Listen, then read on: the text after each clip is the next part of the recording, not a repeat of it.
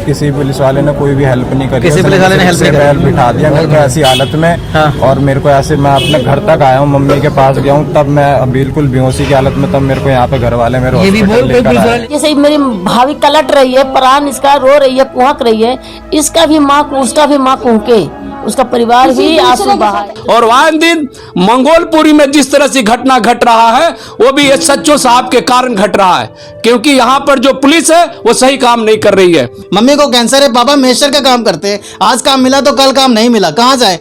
ऐसे रह जाएंगे तो फिर अगला फिर मेरे को भी मार देंगे। न मुझे दवा मिलता, न मुझे टाइम पे रोटी मिलता, मैं कहाँ जाऊँ?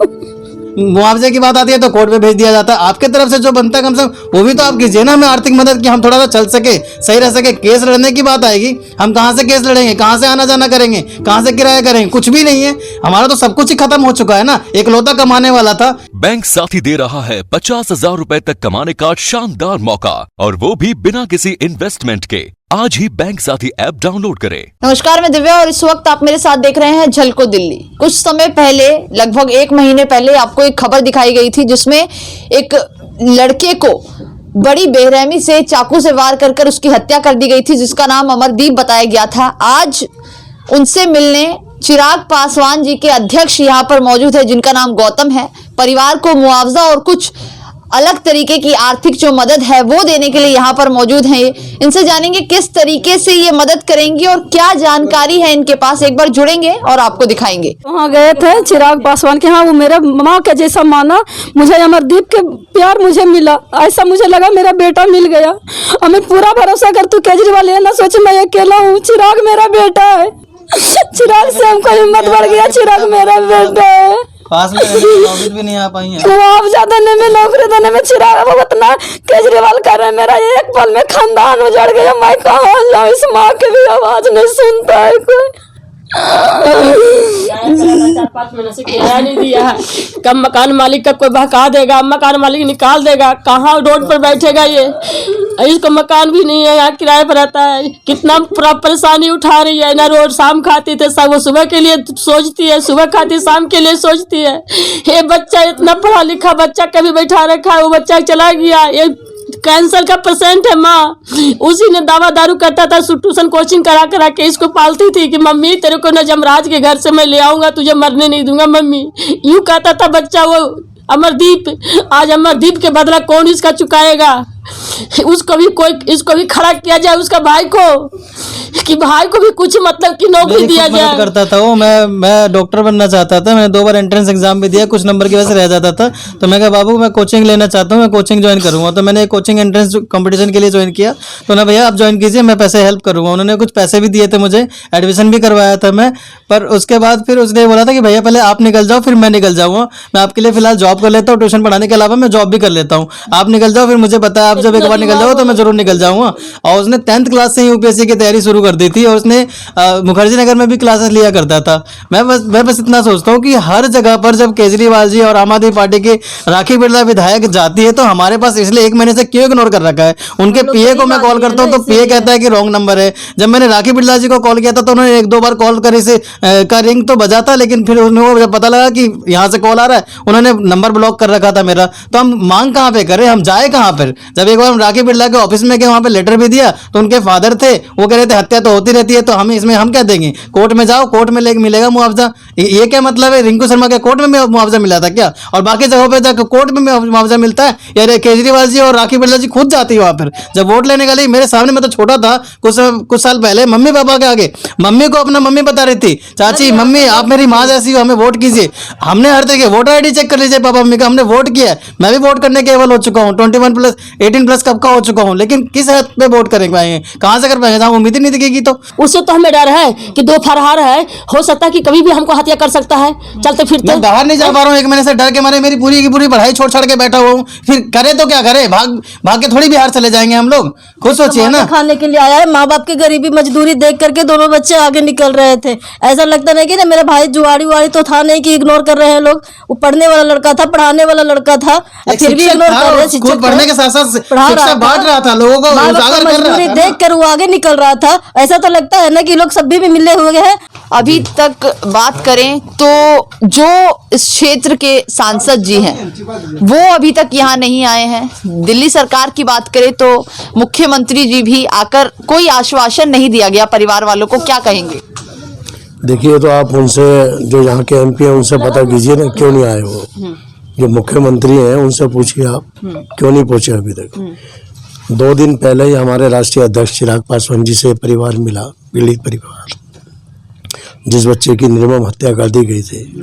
उनकी माता जी, भाई, ये सब लोग, पूरा परिवार चिराग पासवान जी जो राष्ट्रीय अध्यक्ष, उनसे मिला। उन्होंने आश्वासन दिया इस परिवार को, पीड़ित परिवार को, कि जो भी मदद होगी वो हम लोग करेंगे। तो चिराग पासवान जी की तरफ से इनको कहीं ना कहीं मदद मिलने वाली है अब। हाँ, मिलने तो बिल्कुल, वो तो ये नहीं, पूरे देश के अंदर कहीं भी हम जाते हैं, सब जगह जाते हैं जहाँ घटना घटती है, हर जगह मदद ही करते हैं। अभी बता रहे थे जिस तरह मिले कि मुझे लगा मेरा बेटा ही मिल गया। ये चिराग जी से जब मिले हैं वहाँ, तो पूरे परिवार से ही मिले वो। इनको गले लगा लिया, चिपक के बात करा है, तो इनको लग रहा था जैसे मेरा बेटा ही मिल गया। तो इससे ज़्यादा और भी आगे इन्होंने जो बताया, जहाँ जहाँ लेटर लिखना था तो लेटर लिखा भी गया। हमको भी बताया गया कि भाई आप एक विजिट कर लीजिए, परसों का बात है, आज हम लोग आ गए इस पीड़ित परिवार से मिलने के लिए। मैं अपने दिल्ली प्रदेश की तरफ से ये कहना चाह रहा हूँ कि भाई लोक जनशक्ति पार्टी अपने छोटे मोटे जो समाज के लोग हैं उनके साथ आधी रात भी खड़ी है और खड़ी रही है। रामविलास पासवान जी पहले भी खड़े थे, आज भी खड़े रहेंगे चिराग पासवान जी। तो जिस तरह मतलब कि औरों को मदद मिले, हमारे समाज के लोगों को भी मदद मिलनी चाहिए। अब इनकी कंडीशन क्या है, माँ के कैंसर है, माँ को जब कैंसर हो रहा है, परिवार की जो बहन है, जवान बहन है, उसकी शादी भी होनी है। इस हालत में मतलब कि जो लड़का अमरदीप था वो कोचिंग देता था, कोचिंग के माध्यम से एक बढ़िया इंटेलिजेंट था। अब कंडीशन ये आती है, केजरीवाल साहब को सोचना चाहिए कि दिल्ली में मतलब कि इन लोगों को कहीं ना कहीं मदद करें। और दिल्ली पुलिस की नाकामयाबी क्या है, पुलिस कामयाब नहीं है। दिल्ली पुलिस हमेशा पूंजीपतियों के साथ, माफियाओं के साथ, गुंडे मवाली जो बदमाश टाइप के लोग हैं उनके संरक्षण करती आ रही है, जो कि ऐसा दिल्ली पुलिस को नहीं करना चाहिए। केजरीवाल जी सिर्फ झूठ बोल रहे हैं। जिस तरह से हमारे देश के लोग बहुत नेता झूठ बोलते हैं, उसी तरह से वो सिर्फ जुल्मा पर रहे हैं, बस नहीं गरीब को न्याय नहीं दिला रहे हैं। और एक बात और कहना चाहता हूं, यहाँ के सचिव साहब को जिस तरह से टूटी फूटी भाषा में समझा रहे हैं इनको कि कभी 3 कभी 2, उनको सही न्यायिक जांच करें। ये वारदात बहुत गहरी है और इसके तहत, साजिश के तहत इसको मारा गया है। और मैं चाहता हूं कि इसको दोबारा से इसकी इंक्वायरी हो, और यदि इंक्वायरी नहीं होगी हम लोग सीबीआई इंक्वायरी की भी मांग करेंगे। माननीय राष्ट्रीय हमारे जो अध्यक्ष हैं चिराग पासवान जी, उनके सहारे हम लोग सरकार से मांग करेंगे कि इनके इंक्वायरी सीबीआई से हो जांच। आपको दिखाएंगे, यहाँ पर इन्होंने पोस्टर भी लगाया हुआ है, जस्टिस फॉर अमरदीप। 14 दिसंबर 2021 को जब इस बच्चे की हत्या कर दी गई थी, उसके बाद से अभी तक कोई भी इनसे मिलने नहीं आया। 1 महीने से ज्यादा का समय हो चुका है। कितनी शर्मनाक बात है कि दिल्ली के मुख्यमंत्री अरविंद केजरीवाल लगातार महिला सुरक्षा की बात करते हैं, यहाँ रहने वाले नागरिकों की सुरक्षा की बात करते हैं, लेकिन इस क्षेत्र में लगातार आपराधिक मामले बढ़ते जा रहे हैं। दिल्ली पुलिस की कितनी बड़ी नाकामयाबी है जो इस क्षेत्र से निकल कर आ रही है। दिल्ली पुलिस का कोई भी अधिकारी इस क्षेत्र में जितने भी अपराधी हैं उनको पकड़ने में नाकामयाब हो रहा है। लगातार अपराधी जो हैं इतनी बड़ी बड़ी वारदातों को अंजाम दे रहे हैं। ऐसे में क्यों दिल्ली पुलिस उनको पकड़ नहीं पा रही है? क्या दिल्ली पुलिस अपराधियों से डरती है? हर रोज एक आपराधिक घटना, हत्या के मामले, लूटपाट के मामले, चोरी जैसी वारदात रोजाना देखने को मिलती है। इसके बावजूद भी किसी तरीके से कोई कार्रवाई नहीं की जा रही है। कहीं ना कहीं इन अपराधियों के हौसले इतने बुलंद हो चुके हैं कि इतनी बड़ी बड़ी घटनाओं को करते जा रहे हैं और इनके अंदर से डर नाम की चीज खत्म हो चुकी है। तो इस वीडियो को ज्यादा से ज्यादा शेयर करें ताकि सब ये बात देखें और जरूर ये बात समझे कि इनकी एक ड्यूटी है। यही लोग हैं जिन्होंने वोट देकर आपको इस क्षेत्र का विधायक, इस क्षेत्र से जिताया है। इसके बाद भी अगर आप लोग इनसे मिलने नहीं आते तो ये कितनी शर्मनाक बात है। और आपकी क्या राय है कमेंट बॉक्स में जरूर बताएं। कैमरा पर्सन खुशीलाल के साथ मैं दिव्या, झलको दिल्ली।